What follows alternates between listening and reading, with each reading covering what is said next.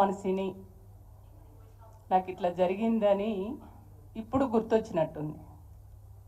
ఆమె ఏడుస్తుంటే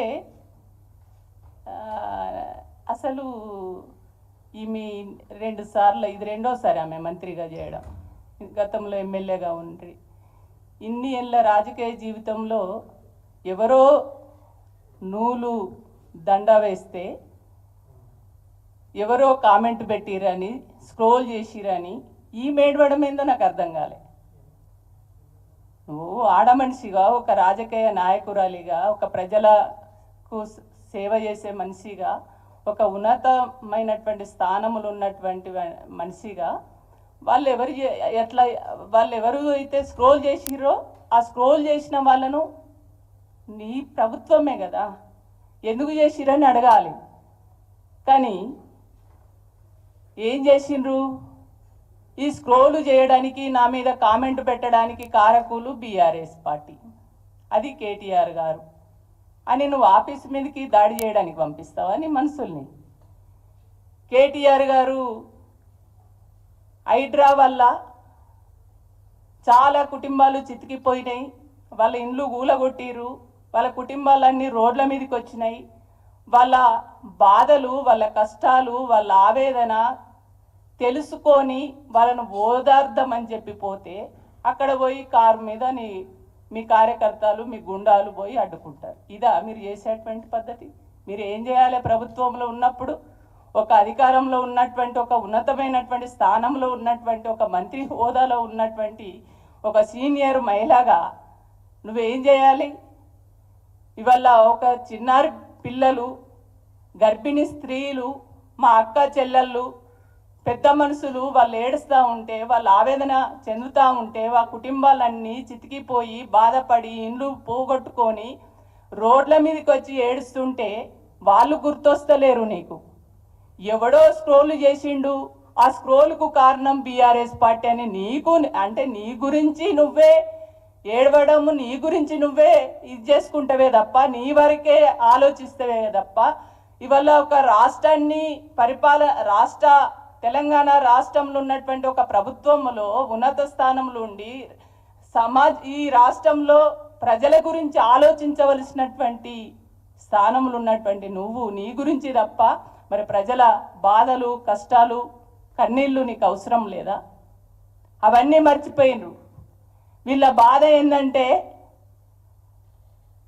ఆ ప్రజల బాధలు అవసరం లేదు. ఈ అధికారంలో ఉన్నటువంటి నాయకులకి తెలంగాణ పట్ల ప్రేమ ఉండదు. ఎందుకు ఉండదు?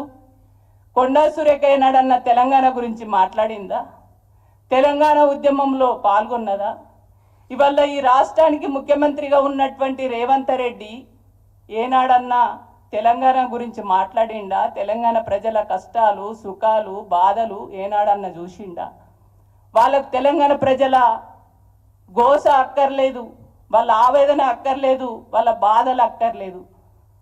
ఇవాళ తెలంగాణలో, ఇవాళ హైదరాబాదు నడిబొట్టులో ఉన్నటువంటి మూసీలో పోతున్నటువంటి ఇండ్లు ఏవైతే కూలగొట్టిరో ఆ ప్రజలు వేలాది కుటుంబాలు రోడ్ల మీదకి వచ్చి బాధపడుతుంటే ఆ కుటుంబాలను పరామర్శించవలసింది పోయి, ఓదార్చవలసింది పోయి, అదే మేము ఉన్నామనేటువంటి ఒక భరోసాని ఇవ్వవలసింది పోయి, అవన్నీ పక్కకు పెట్టి చిన్న విషయాల్ని పట్టుకొని ఒక రాద్దంతం చేసి ఇవాళ కేటీఆర్ పైన నేను అడుగుతున్నాను కొండా సురేఖ గారిని, కొండా సురేఖ గారు మీరేనా ఆడోళ్ళు?